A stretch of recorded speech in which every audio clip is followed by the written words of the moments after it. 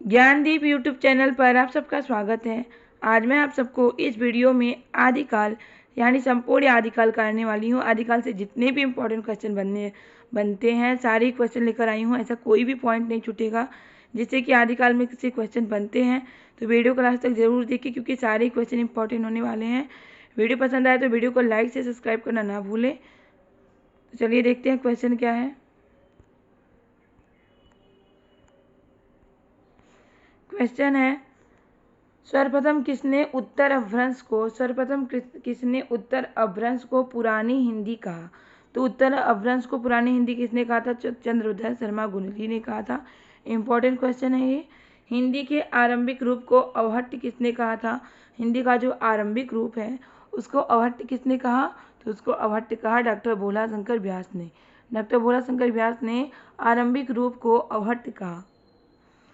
इस प्रकार ये देखिए इम्पॉर्टेंट पंक्ति है। पंक्ति भी पूछ लिया था एग्जाम में कि पंक्ति किसने कहा है, किसके द्वारा कही गई पंक्ति है। तो ये पंक्ति है, इस प्रकार 10वीं से 14वीं शताब्दी काल जिसे हिंदी का आदिकाल कहते हैं, भाषा की दृष्टि से अपभ्रंश का ही बढ़ाव है। कथन किसका है? हजारी प्रसाद द्विवेदी जी का एक कथन है कि 10वीं से 14वीं शताब्दी काल जिसे हिंदी का आदिकाल कहते हैं, भाषा की दृष्टि से क्या है? अपभ्रंश का बढ़ाव है। ऐसा किसने कहा है? हजारी प्रसाद द्विवेदी जी ने कहा है। तो ये कथन किसका है? हजारी प्रसाद द्विवेदी जी का है। उत्तर अपभ्रंश की रचनाओं का अपने इतिहास में विवेचन करने वाले एवं उन्हें हिंदी साहित्य के अंतर्गत स्थान देने वाले विद्वान हैं। कौन विद्वान है? उत्तर अपभ्रंश की रचनाओं को अपने इतिहास में क्या किया है? विवेचन किया है और हिंदी साहित्य के अंतर्गत क्या किया है? स्थान दिया है। तो ऐसे कौन से विद्वान हैं? तो ऐसे विद्वान हैं राहुल संकृत्यायन, डॉक्टर रामकुमार वर्मा, डॉक्टर श्याम सुंदर दास और हजारी प्रसाद द्विवेदी हैं, जो कि अपने इतिहास में उत्तर अपभ्रंश की रचनाओं का विवेचन किया है इन्होंने और हिंदी साहित्य के अंतर्गत इन्हें स्थान दिया है। उत्तर अपभ्रंश क्या है? आरंभिक हिंदी ही क्या है? उत्तर अपभ्रंश है। क्वेश्चन पूछा जाता है उत्तर अपभ्रंश क्या है? तो आरंभिक हिंदी ही उत्तर अपभ्रंश है। शिव सिंह सेगर ने हिंदी का प्रथम कवि किसे कहा माना है? इंपॉर्टेंट क्वेश्चन है। शिव सिंह सेगर ने हिंदी का प्रथम कवि किसे माना है? तो पुष्य या पुंड कहते हैं तो को माना है, जो कि 7वीं शताब्दी के हैं। राहुल संकृत्यायन ने हिंदी के प्रथम कवि कर लीजिएगा यहाँ पे, प्रथम कवि किसे माना है? प्रथम कवि किसे माना है? तो शरापाद को। इंपॉर्टेंट क्वेश्चन ये भी है। राहुल संकृत्यायन ने हिंदी का प्रथम कवि किसे माना है? शरापाद को माना है। डॉक्टर गणपति चंद्र गुप्त ने हिंदी का प्रथम कवि किसे माना है? शालीभद्र सूरी को गणपति चंद्र गुप्त ने हिंदी का प्रथम कवि माना है। तो हिंदी का प्रथम कवि से भी क्वेश्चन बनते हैं कि कौन से विद्वान हिंदी का प्रथम कवि किसे मानते हैं। तो इससे क्वेश्चन बनते हैं। तो डॉक्टर गणपति चंद्र गुप्त ने हिंदी का प्रथम कवि किसे माना है? शालीभद्र सूरी को माना है। रामकुमार वर्मा ने हिंदी साहित्य का आरंभ कब से स्वीकार किया है? हिंदी साहित्य का आरंभ कब से स्वीकार किया है रामकुमार वर्मा ने? तो 693 ईस्वी से स्वीकार किया है। किसका? हिंदी साहित्य का आरंभ। डॉक्टर रामकुमार वर्मा ने हिंदी का प्रथम कवि किसे माना है? स्वयंभू को। डॉक्टर रामकुमार वर्मा ने हिंदी का प्रथम किसे माना है? स्वयंभू को। डॉक्टर रामकुमार वर्मा ने अपभ्रंश का प्रथम कवि किसे माना है? स्वयंभू को। हिंदी का प्रथम कवि किसे माना है? स्वयंभू को। अपभ्रंश का भी प्रथम कवि किसे माना है? स्वयंभू को। किसने? डॉक्टर रामकुमार वर्मा ने। सर्वमत से विद्वानों ने हिंदी का प्रथम कवि किसे माना? देखिए ऐसे तो विद्वानों का अलग अलग मत है कि कौन किसको हिंदी का प्रथम कवि मानता है, लेकिन अगर सर्वमत देखा जाए कि सभी विद्वानों का एक साथ मत क्या है कि हिंदी का प्रथम कवि कौन है? तो सरापा। इसलिए हिंदी के प्रथम कवि कौन माने जाते हैं? सिद्ध सरापा या सरापाद इन्हें कहा जाता है। हिंदी के प्रथम कवि कौन है? सरापा, जिन्हें कि राहुल संकृत्यायन ने हिंदी का प्रथम कवि माना है और यही सर्वमान्य मत है। सरापा का समय क्या है? सरापा का समय राहुल संकृत्यायन के अनुसार 769 ईस्वी है और डॉक्टर विनय तोष भट्टाचार्य के अनुसार 633 ईस्वी है। तो सरापा का समय क्या है? 769 ईस्वी राहुल संकृत्यायन के अनुसार और डॉक्टर विनय तोष भट्टाचार्य के अनुसार 633 ईस्वी है। हिंदी काव्यधारा में सरापात की कुछ रचनाओं का संग्रह किसने किया है? हिंदी काव्यधारा में सरापात की कुछ रचनाओं का संग्रह राव सांकृत्यायन ने किया है। किसी भारतीय भाषा में रचित इस्लाम धर्मावलंबी कवि की प्रथम रचना क्या है? इस्लाम धर्मावलंबी कवि की प्रथम रचना क्या है? अब्दुल रहमान कृत संदेश राजक, जो कि 13वीं शताब्दी की है। इस्लाम धर्मावलंबी कवि की प्रथम रचना क्या है? अब्दुल रहमान कृत संदेश राजक। हजारी प्रसाद द्विवेदी ने हिंदी का प्रथम कवि किसे माना है? अब्दुल रहमान को हजारी प्रसाद द्विवेदी ने हिंदी का प्रथम कवि माना है। सामान्य रूप से हिंदी साहित्य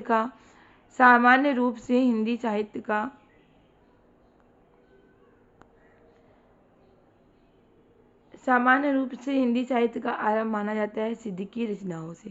हिंदी साहित्य का आरंभ कब से माना जाता है? सिद्धों की रचनाओं से। ग्रंथ रूप में हिंदी की प्रथम साहित्यिक रचना क्या है? श्रावकाचार्य जो कि देवसेन की रचना है। और ग्रंथ रूप में अगर देखा जाए तो हिंदी की प्रथम साहित्यिक रचना है क्या? श्रावकाचार्य, जो कि देवसेन की रचना है।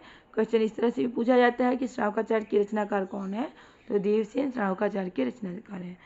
ग्रंथ रूप से हिंदी की प्रथम रचना, तो रिपीट हो गया क्वेश्चन। शुक्ल जी ने पुरानी हिंदी को क्या कहा है? प्राकृताभास हिंदी या अपभ्रंश कहा है। शुक्ल जी ने पुरानी हिंदी को क्या कहा है? प्राकृताभास हिंदी या अपभ्रंश कहा है। ग्रेसन ने आदिकाल की अंतिम सीमा क्या मानी है? 1400 ईस्वी तक मानी है। आदिकाल की अंतिम सीमा कब तक मानी है? 1400 ईस्वी तक मानी है। किसने? ग्रेसन ने। आचार्य शुक्ल ने आदिकाल की अंतिम सीमा कब तक मानी है? 1318 ईस्वी मानी है। डॉक्टर राम शुक्ल रसाल ने आदिकाल की अंतिम सीमा कब मानी है? 1343 ईस्वी तक मानी है। समांतर आदिकाल की अवधि क्या है? आदिकाल की अवधि है 7वीं सदी के मध्य से 14वीं सदी के मध्य तक। इंपॉर्टेंट क्वेश्चन है, आदिकाल की अवधि कब तक है? 7वीं सदी के मध्य से 14वीं सदी के मध्य तक है। हिंदी साहित्य का आदिकाल का समय महाराज भोज के समय से हमीरदेव के समय तक किसने माना है? तो आचार्य रामचंद्र शुक्ल ने माना है। क्वेश्चन पूछा जाता है कि हिंदी साहित्य का जो आदिकाल है, आदिकाल का समय महाराज भोज के समय से हमीरदेव के समय तक किसने माना है? तो आचार्य रामचंद्र शुक्ल ने माना है। आचार्य शुक्ल ने हिंदी साहित्य का आविर्भाव किसने माना है? आचार्य रामचंद्र शुक्ल ने हिंदी साहित्य का आविर्भाव किससे माना है? तो प्राकृत की अंतिम अपभ्रंश अवस्था से माना है। जो हिंदू नामक कवि की छठी सदी की परमात्म प्रकाश और योगसार रचनाओं से अपभ्रंश में दोहा कोश का आरंभ होता है। दोहा काव्य का आरंभ कब से होता है? जो हिंदू की जो रचना है परमात्म प्रकाश और योगसार, जो कि छठी शताब्दी की है, से अपभ्रंश में दोहा काव्य का आरंभ होता है। क्वेश्चन इस तरह से भी पूछा जाता है कि परमात्म प्रकाश और योगसार के रचनाकार कौन है? जो हिंदू है। अब्दुल रहमान कृत संदेश राजक क्या है? एक खंड काव्य है।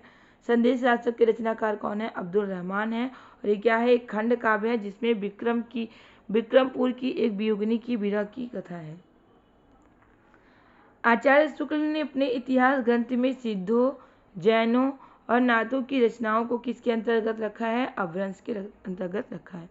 आचार्य शुक्ल ने अपने इतिहास ग्रंथ में सिद्ध, जैन और नाथ इनकी रचनाओं को किसके अंतर्गत रखा है? अपभ्रंश काव्य के अंतर्गत रखा है। आचार्य शुक्ल के अनुसार अपभ्रंश नाम पहल कहाँ मिलता है? बल्लभी की राजा धारसेन द्वितीय के शिलालेख में मिलता है। ऐसा आचार्य रामचंद्र शुक्ल मानते हैं कि अपभ्रंश नाम सबसे पहले कहाँ मिला? तो बल्लभी के राजा धारसेन द्वितीय के शिलालेख में मिला। प्राकृत प्रकाश क्या है? ग्रंथ है कि रचयिता कौन है? वररुचि है। प्राकृत प्रकाश ग्रंथ की रचयिता कौन है? वररुचि है। इंपॉर्टेंट पंक्ति है, बार बार एग्जाम में पूछा जाता है, इसे आप लोग नोट कर लीजिए। देसिल बयाना सब जंग मिठा ते तैसन जप हो अवहट्टा। पंक्ति किसकी है? विद्यापति, जो कि आदिकाल के कवि हैं। इनकी पंक्ति इंपॉर्टेंट पंक्ति है, पंक्ति एग्जाम में कई बार पूछी जा चुकी है। एक पंक्ति और है इनकी, बाल चंद बिजावहु भाषा दू नहीं लग गई दुज्जन हासन। ये भी इंपॉर्टेंट पंक्ति है। और किसकी पंक्ति है? ये विद्यापति की पंक्ति है। आचार्य रामचंद्र शुक्ल ने आदिकाल के अंतर्गत देश भाषा शब्द किसके लिए प्रयुक्त किया है? बोलचाल की भाषा के लिए। आचार्य रामचंद्र शुक्ल ने आदिकाल के अंतर्गत देश भाषा जो शब्द है किसके लिए प्रयुक्त किया है? बोलचाल की भाषा के लिए प्रयुक्त किया है। सारे इंपॉर्टेंट क्वेश्चन है, इसे आप लोग नोट करते रहिएगा। क्योंकि इसी तरह के क्वेश्चन आदिकाल से एग्जाम में बनते हैं, तो सारे ही पॉइंट इंपॉर्टेंट है, ऐसा कोई भी पॉइंट नहीं है जो कि आदिकाल से छूटेगा इस वीडियो में। तो वीडियो को लास्ट तक जरूर देखिएगा क्योंकि सारे इंपॉर्टेंट क्वेश्चन हैं।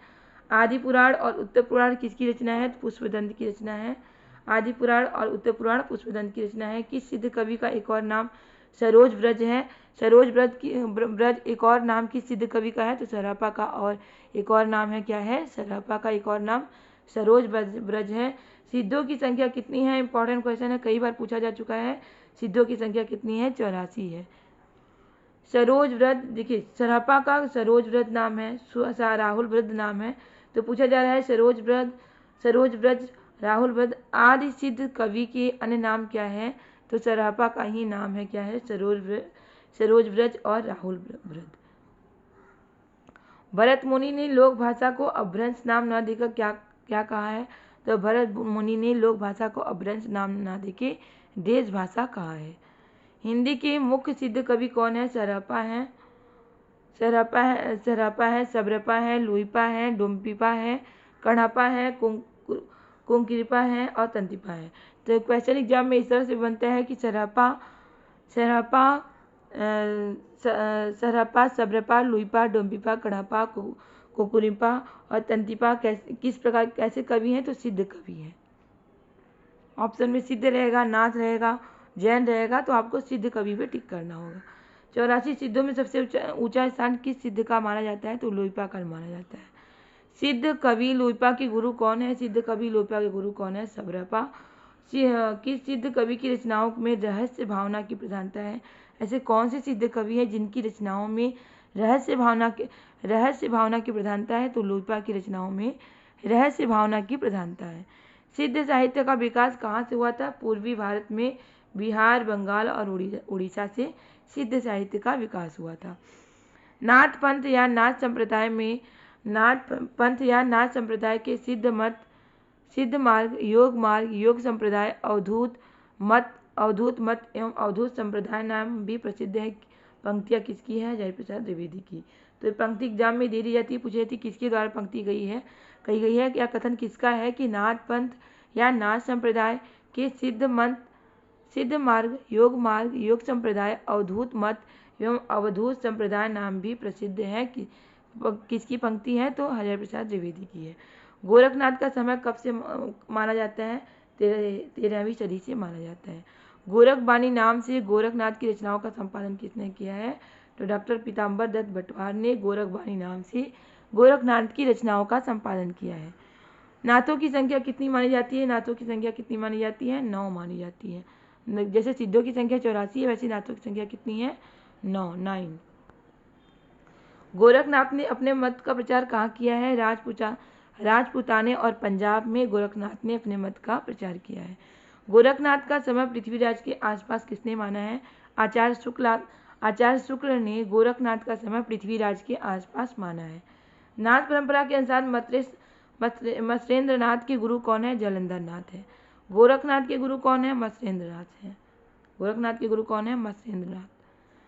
प्रमुख नाथ कवि कौन है? गोरखनाथ, चौरंगी, गोपीचंद्र, चूड़कर नाथ, भरथरी, जलंधरोपाव। तो ये क्या है? नाथ कवि। क्वेश्चन पूछा जाएगा आपसे गोरखनाथ, चौरंगी, गोपीचंद, चूड़कर नाथ, भरथरी और जलंधरोपाव कैसे कवि हैं? तो नाथ कवि हैं ये।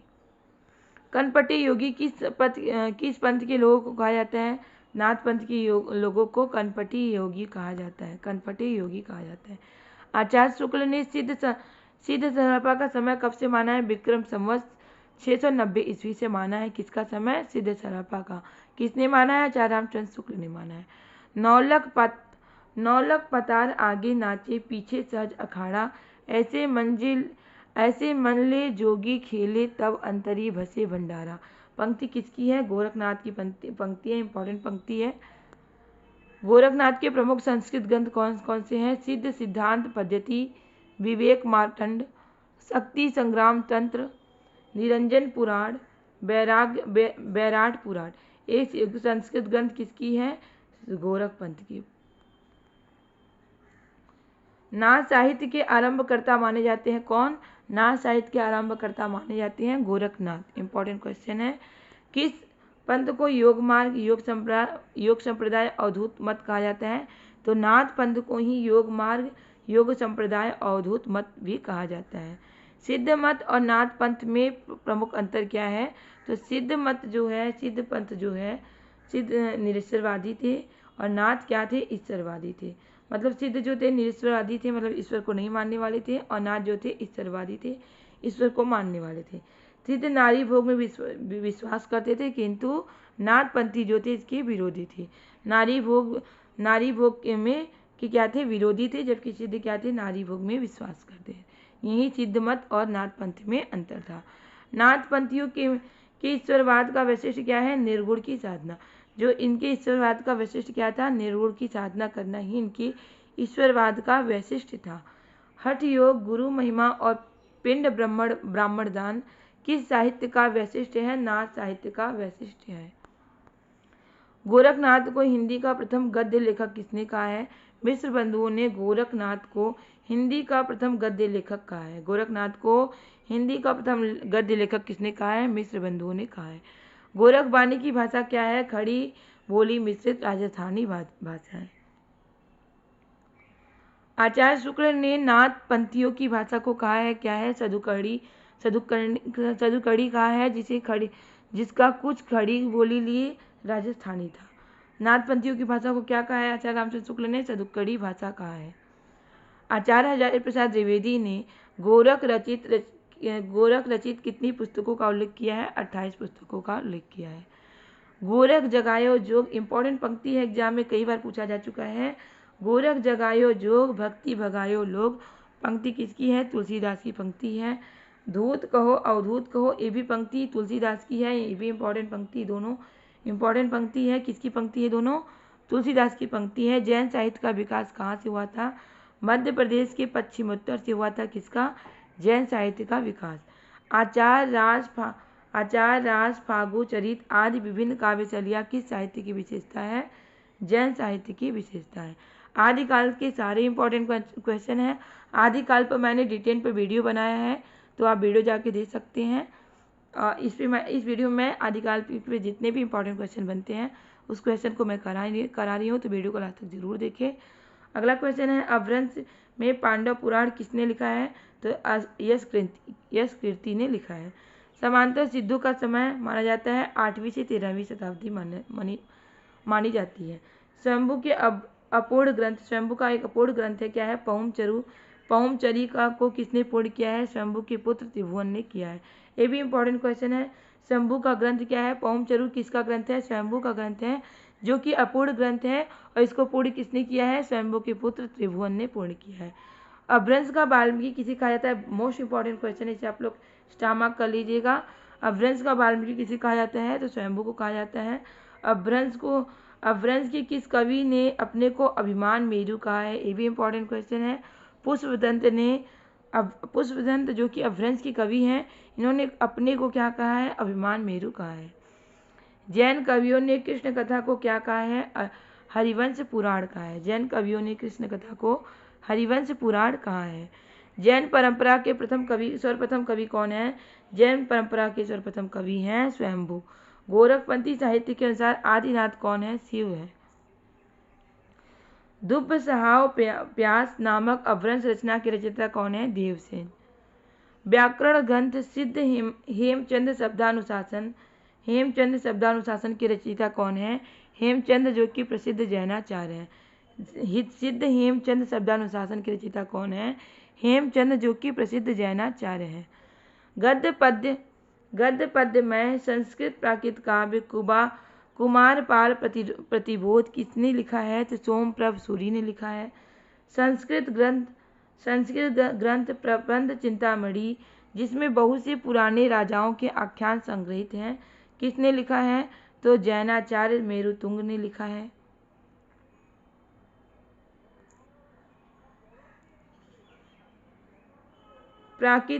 प्राकृत के पाणिनि कहलाते हैं कौन? प्राकृत के पाणिनि कहलाते हैं जैनाचार्य हेमचंद कहलाते हैं। हेमचंद कृत सिद्ध हेमचंद शब्दानुशासन क्या है? प्राकृत अपभ्रंश का व्याकरण ग्रंथ है। देसी नाम वाला और कुमारपाल चरित ग्रंथों के रचयिता कौन है? हेमचंद। मालवा नरेश भोज के चाचा मुंज के कुछ दोहे किस ग्रंथ में संग्रहित हैं? तो मेरुतुंग ग्रंथ में संग्रहित है। देसी नाम माला कुमार चरित्र ग्रंथों के रचयिता कौन है? हेमचंद्र है। आचार्य शुक्ल ने रासों की उत्पत्ति मानी है? रसायन शब्द से मानी है। खुमान रासों की भाषा क्या है? राजस्थानी हिंदी है। विचल देव रासों क्या है? एक विरह गीत काव्य है। विचल देव रासों का प्रमुख रस क्या है? श्रृंगार रस है। आचार्य शुक्ल एवं हजारी प्रसाद द्विवेदी ने विचल देव रासों का रचनाकाल माना है विक्रम संवत 12 से 12। आल खंड किस रासो ग्रंथ से विकसित माना जाता है? परमाल रासों से विकसित माना जाता है।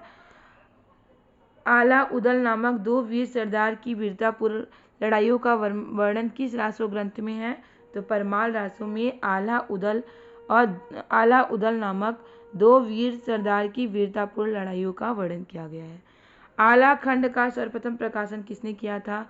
1865 ईस्वी में फर्रुखाबाद में तत्कालीन जिलाधीश चार्ल्स इलियट ने किया था। आला गीत किस ऋतु विशेष में गाया जाता है? तो बरसात ऋतु विशेष में गाया जाता है। आचार्य शुक्ल ने हिंदी का प्रथम महाकवि और हिंदी का प्रथम महाकाव्य किसे माना है? तो चंद्रवरदाई को हिंदी का प्रथम महाकवि और पृथ्वीराज रासो को हिंदी का प्रथम महाकाव्य माना है। किसने? आचार्य रामचंद्र शुक्ल ने। पृथ्वीराज रासो जो कि चंद्रवरदाई की रचना है और पृथ्वीराज रासो चंद्रवरदाई की रचना है और चंद्रवरदाई को ही आचार्य रामचंद्र शुक्ल हिंदी का प्रथम कवि और चंद्रवरदाई की रचना पृथ्वीराज रासो को हिंदी का प्रथम महाकाव्य मानते हैं। इंपॉर्टेंट क्वेश्चन है। 12 मास लो कुकर जीवे अरु तेरो लो जिए सयार बरस 18 छत्री जावे आगे जीवन को धिक्कार। इंपॉर्टेंट पंक्ति है। इस पंक्ति किसकी है? परमाल रासो की। उनके आल खंड से ये पंक्ति ली गई है। जनश्रुति के अनुसार किस कवि और उसके आश्रयदाता नरेश का जन्म एक ही दिन हुआ और दोनों ने एक ही दिन यह संसार भी छोड़ा?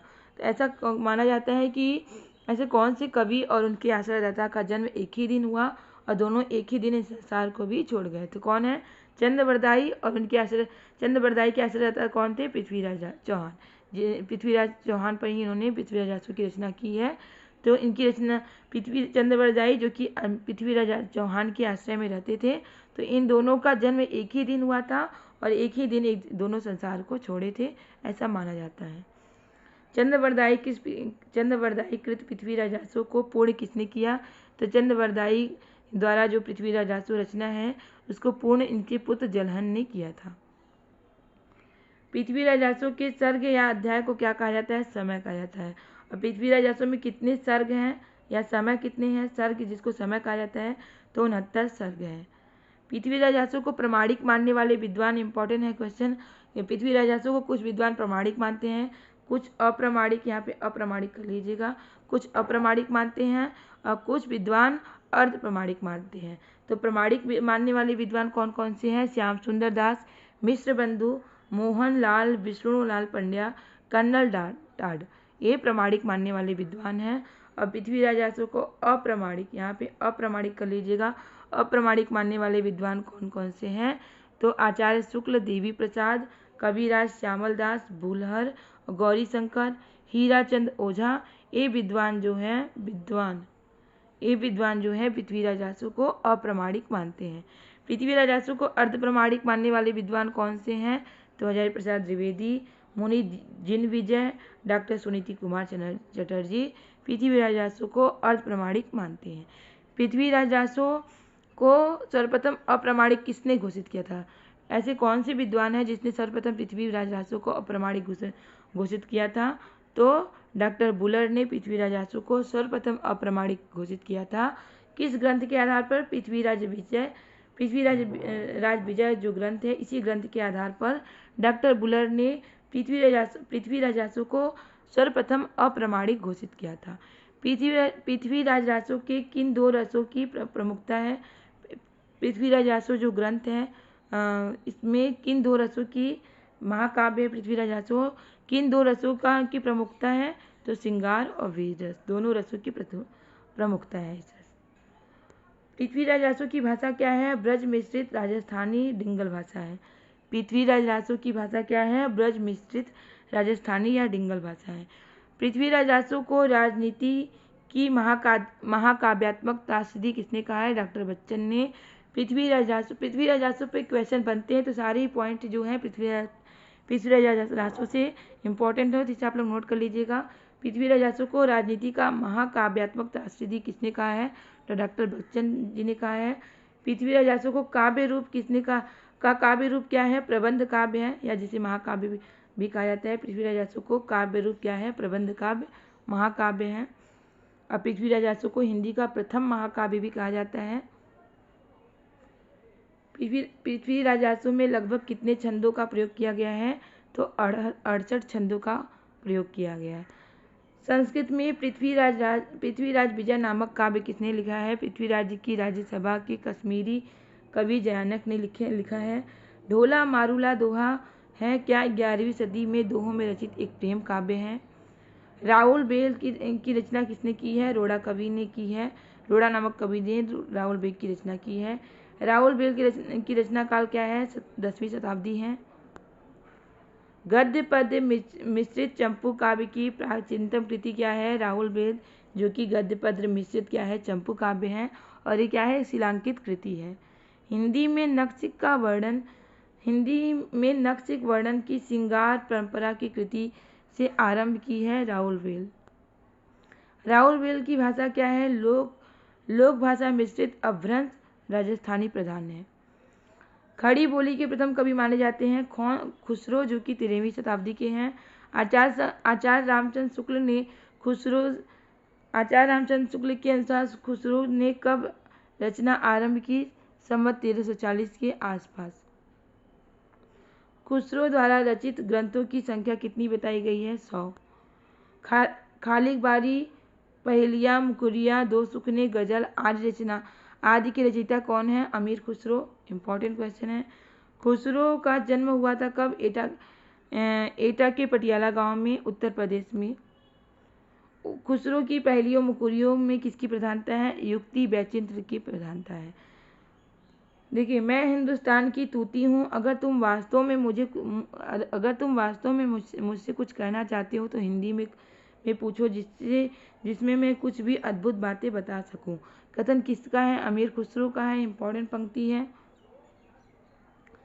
कीर्तिलता की भाषा को विद्यापति ने क्या कहा है? अभट्ट कहा है। प्राकृत पैगलम के टीकाकार हैं वंशीधर हैं।